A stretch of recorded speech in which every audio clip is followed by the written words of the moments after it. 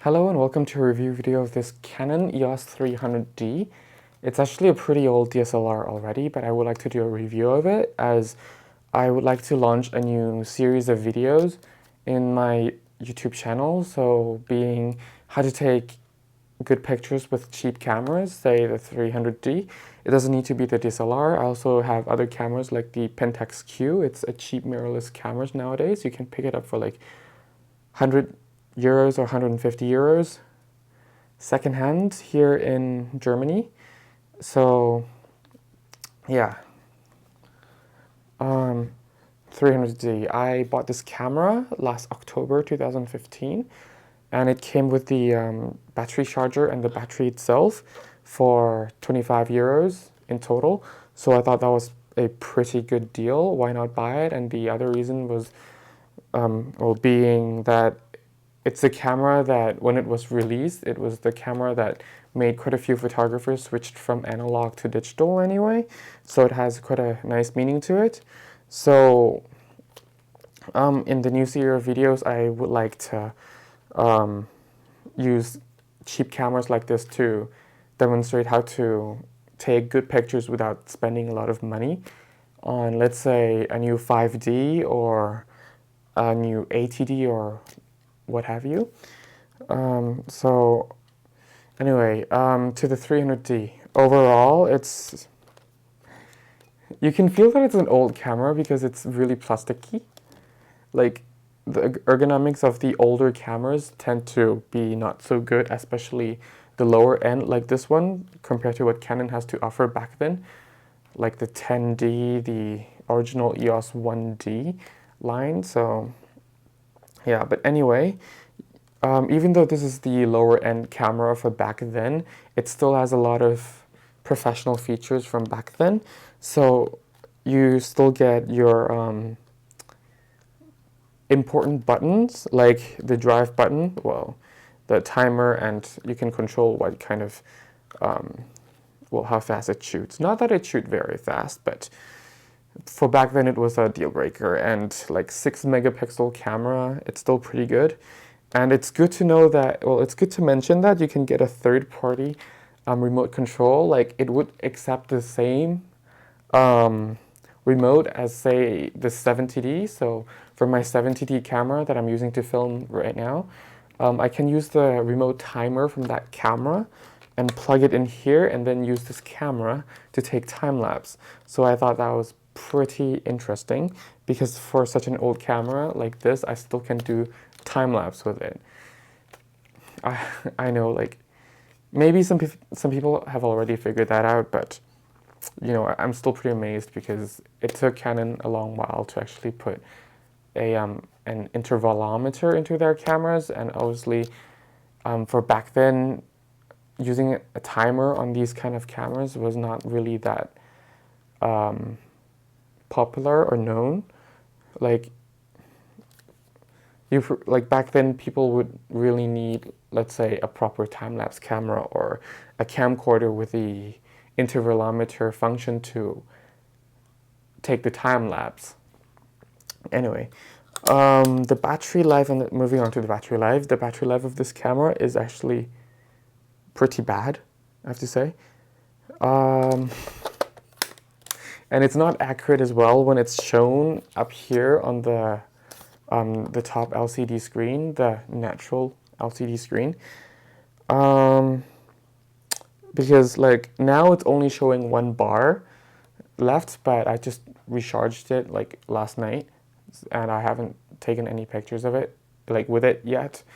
So, you know, and sometimes it says full bar battery life, but it doesn't take long until it moves to 1 bar. And apparently when it moves to 1 bar, you can kind of keep the camera on and like for pretty much the entire week. Well, not constantly taking pictures with it, but like just leave it on for like the whole week. Even though it goes to sleep, you still can just pick it up and then start taking pictures here and there with it. If we take a look at the 3-digit cameras nowadays from Canon, the grip is not actually as big. So this is more comfortable to hold if you have big hands, I guess, but because of the plastic feeling, I think the rubberized grip on the more modern Canon 3-digit D's cameras do feel a bit better. Anyway, there are other things that might surprise people a bit when they start using this camera again, such as like the playback button. It will take some time to load up the image, and if you are taking raw images, which you can, when you're going through through different images, it will take time to load. Maybe it takes it will load the next 3 images for you, so it runs smoothly for the next 3 or 4 images, but then it will need time to load more and more images. So you have to be patient with that. Whereas the more modern cameras from Canon, say even the low-end Canon DSLRs, even from 2010, if you take a raw image, if you take raw images, when you play back, it would still run through it smoothly. Whereas this one, it struggles a little. It needs time to load. So that's that. And it goes the same with taking raw images. So if you're taking raw images when you're doing time-lapse, maybe your intervals might be 3 seconds. Sometimes it's a little too slow, so it needs a little longer to write. Or maybe that could be my fault for using a more modern card for this, because when I first got this camera, I don't have the card from back then, one of those 512 megabyte cards. I don't have them laying around. I have the more modern Extreme Pro card from SanDisk and from Lexar. The lowest card that I have is the 4 gigabyte Extreme 30 megabit per second from SanDisk. It's still way ahead of its time. It's still way ahead of this camera's time, but it managed to work, so I just put that in. I'm not sure if that's a problem. I doubt it, but yeah, who knows. Anyway, the flash still works normally. Actually, let me just show you. There you go. It works normally, and it needs time to actually reload. What else? The image quality. I did took quite a few test shots with this camera, both at night and also during the daytime to test out its dynamic range. So I shot everything in RAW. So obviously when shooting everything in RAW files, you should be getting the maximum resolution, the maximum detail file out of the camera, where you can recover the shadows, the highlights, things like that. And I will show you on the screen in a minute. But moving on to other features of this camera. So this camera, when shooting a JPEG, the buffer is also not that fast. It will go continuous for not long, really. And it's actually, yeah, you go, 4 frames per second. Sorry, around 2.5 frames per second, but it takes for 4 pictures, and it needs to reload its buffer. So it's not really that ideal, but hey, I got it for 25 euros, and it's a pretty old camera, so I'm not going to blame it on that. It's not a 5D Mark III, so yeah. Otherwise, the light still works. The infrared remote thing still works if you have that. And you also get the light for the LCD display on the top to see your settings, which I find is pretty neat, because most of the entry-level DSLRs today don't have it anymore. Sure, they have bigger LCD screens, more accurate color representation, but you know, it's not like this LCD screen is not good. It's just not good viewing in the bright sunlight, which even the more modern DSLRs still have problem with that. So you can kind of expect that. It's just a lot smaller, but you still can see what you're framing, what you're composing. You still can see 80% of the color is pretty much accurate, and you know, I really have no complaints with it, judging from like the technology in this camera from which time period it is. So obviously, being an old camera and low-end camera, it's not going to focus as fast as something like a 5D Mark III, but it does focus really quickly with the more modern lenses from Canon. I haven't tried out the other lenses from other brands because I don't really buy other lenses of other brands, because I like to keep my Canon gear as the same brand. It's not like I'm a big fan of Canon, well, I am because I'm a big fan of their products, but I'm not like a Canon snob. But anyway, I just find it better when I take it to Canon services. I'm part of the Canon professional service. I will now switch to my screen. So I'm just going to show you some images, well, image samples that I've taken with this camera. Keep in mind that it's only a 6 megapixel camera. Not that megapixel is important, but what I'm trying to say is the technology is pretty old. The dynamic range from this camera is not as good. The white balance, the automatic modes, like the automatic white balance and everything, might not be as good as, let's say, the more modern, even compact cameras or even smartphones nowadays. So just look through and see it for yourself. Okay, and now we have the images from the 300D that I pretty much picked, because I took quite a few sample shots, but these are the ones that I picked. So the first one is like the low-lit indoor. I know I'm shooting the lamp, but things around it, because it's pretty much a dark room. This lamp is the only lamp that was turned on, pretty much. But if we look on the side here, this is ISO 400, and you can see that there are already a lot of noise.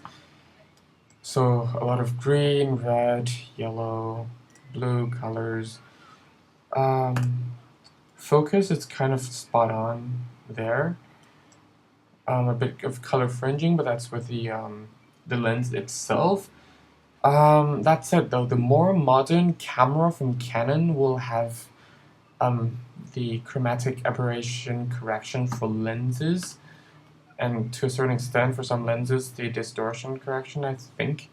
So the 300D does not have that, unfortunately, but then again, it's a pretty darn old camera.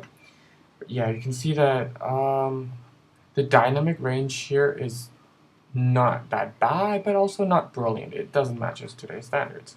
And this image is actually non-treated. As you can see, the treated ones will have this logo, sorry, not logo, but this symbol. This just means that I have moved this picture from another file, like that file, from that many pictures that I've taken with it.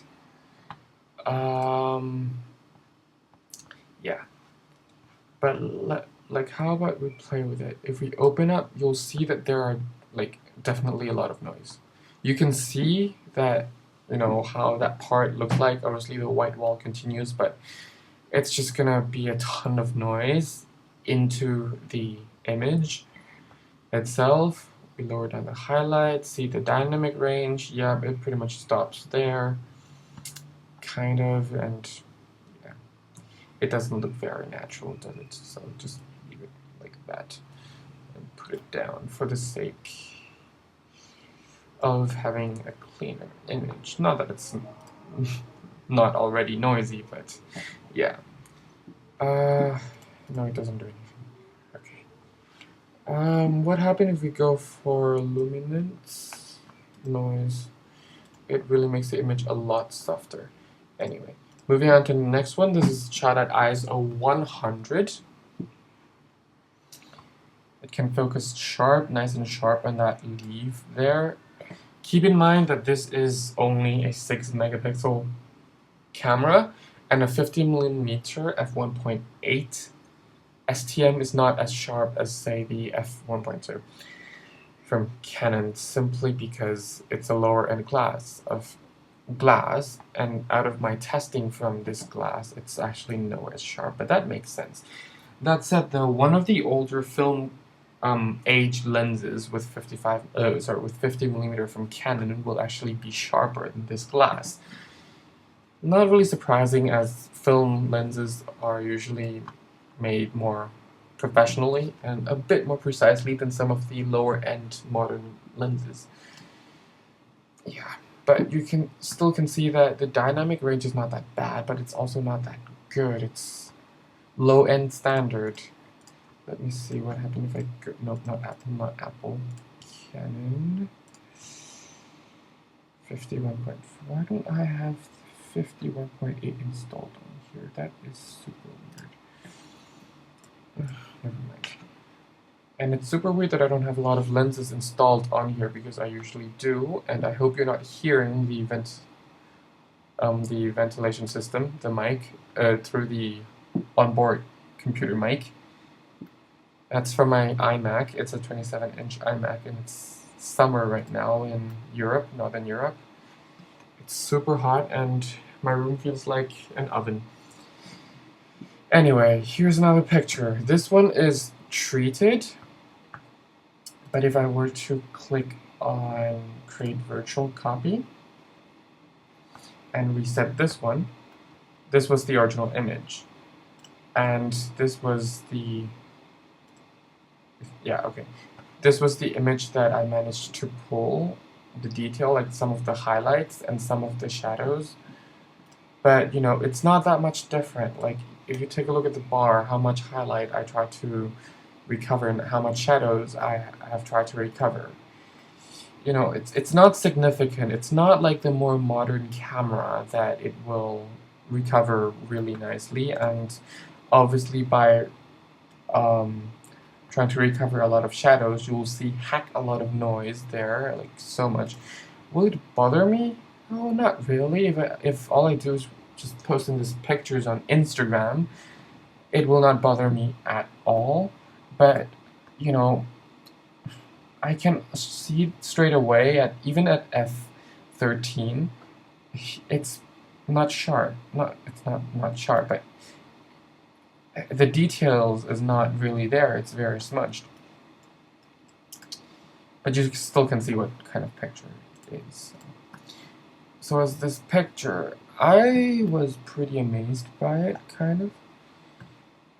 So the shadows, obviously, try to recover some of the shadows area, and it's pretty darn noisy if you look carefully. Really, really, really noisy. But yeah, otherwise it's a pretty, like, I think it's a pretty good shot. People will know what kind of picture this is. Birds up there and blue sky, sun. University of Amsterdam of Applied Science. Yeah. Here's another prime example of the dynamic range. You cannot really recover this area that well, and it's already at 100. It's also pretty noisy recovering at this ISO 200. So if you're only using it for things like Facebook and Instagram, it's pretty okay. It's actually totally fine. People will not mistake you for it. Let's see if I use that. Yeah, okay. But then that turns to blue. Move on, let's say shooting against the sun here. So sure, I totally lose detail in the sun, but that's expected. I mean, it's an old camera, and it was a pretty bright sunlight, to be quite fair. Like, if I create virtual copy and reset this, that was the original shot, and I think the camera handled quite well in terms of recovering the detail of the colors. The detail of highlight and shadows, it's not bad, but it's not good. But the detail, like the color information, that it was a blue sky, yeah, it's pretty good. Yeah, some fast food that I tried cooking. This is ISO 1600, but this is, you know, it amused me a little, because look how much I boosted the shadows. But, you know, this is totally usable at ISO 1600.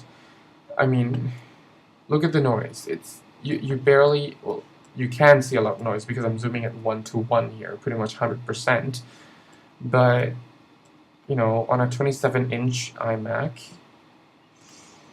it's quite fine. If you're going to use it for a blog, and if you're going to use it for Facebook or whatever, it's quite fine. So whether you're using ISO 100 or even 1600, you'll see noise, but the noise stays pretty much controlled throughout. It's not like the more modern camera, the higher you go, like the more extreme noise you'll find. Here's the last image. So I did boost up a lot of shadows. I even put the highlight even higher. Because it's not really a good sunset camera, I guess. But yeah. Otherwise, the camera managed to focus on things most of the time pretty spot on. It's not quick, but if it managed to focus, then most of the time it will focus.